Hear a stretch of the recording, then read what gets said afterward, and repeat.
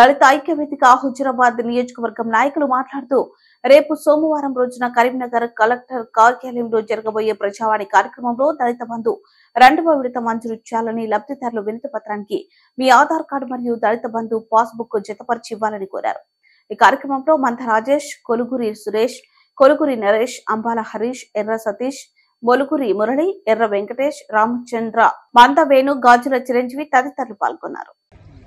అందరికీ నమస్కారం. రేపు దళిత బంధు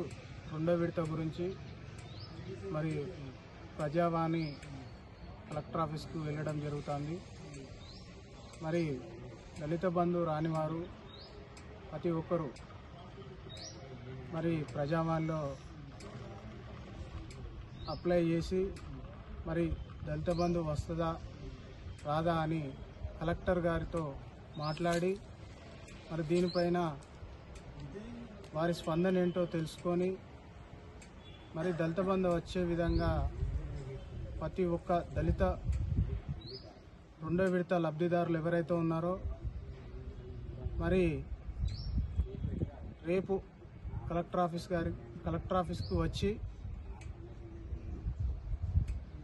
ప్రజావాణిలో అప్లై చేయగలరని ఈ సందర్భంగా తెలియజేస్తున్నాం. మేము వారి మండలాలలో ప్రతి ఒక్కరూ అక్కడ వచ్చేటప్పుడు మరియు వారి మండలాల లబ్ధిదారులతోటి ఫోటోలు దిగి మరియు ప్రెస్కు కవర్ అయ్యే విధంగా చేసుకుంటూ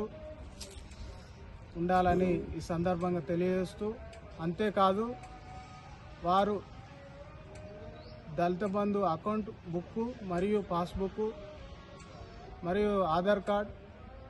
అవి వెంట తీసుకొచ్చుకొని మరి అప్లై చేసి ఉండాలని ఈ సందర్భంగా తెలియజేస్తూ జేబీ. హుజురాబాద్ నియోజకవర్గంలో ఉన్నటువంటి దళితులందరికీ రేపు కరీంనగర్ జిల్లా కలెక్టర్ కార్యాలయంలో జరగబోయే ప్రజావాణి కార్యక్రమంలో దళిత బంధు 2వ విడత రాని వారు ఎవరైతే ఉన్నారో ఇప్పటి వరకు ఇంకా సుమారుగా 4900 మంది బెనిఫిషియర్ 2వ విడత రాని వారు ఉన్నారు. మీరు మీ మండలాల నుంచి ఇండివిజువల్గా కలెక్టర్ గారికి 2వ విడత మంజూరుపై దరఖాస్తు ఇవ్వవలసి ఉంటుంది. ఆ దరఖాస్తుతో పాటు మీ ఆధార్ కార్డు, దళిత బంధు పాస్బుక్ తీసుకొని రేపు 10 గంటల వరకు కలెక్టర్ కార్యాలయంలో ఉండి కలెక్టర్ గారికి 2వ విడతపై మీరు పెట్టుకున్న యూనిట్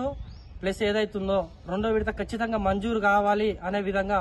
మీ మండలాల ప్రజలు రాని వారు ఎవరైతే ఉన్నారో ఇంకా ఇన్ఫర్మేషన్ లేని వాళ్ళకు చెప్పి ప్రతి ఒక్కరిని కలెక్టర్ ఆఫీస్కి తీసుకెళ్లి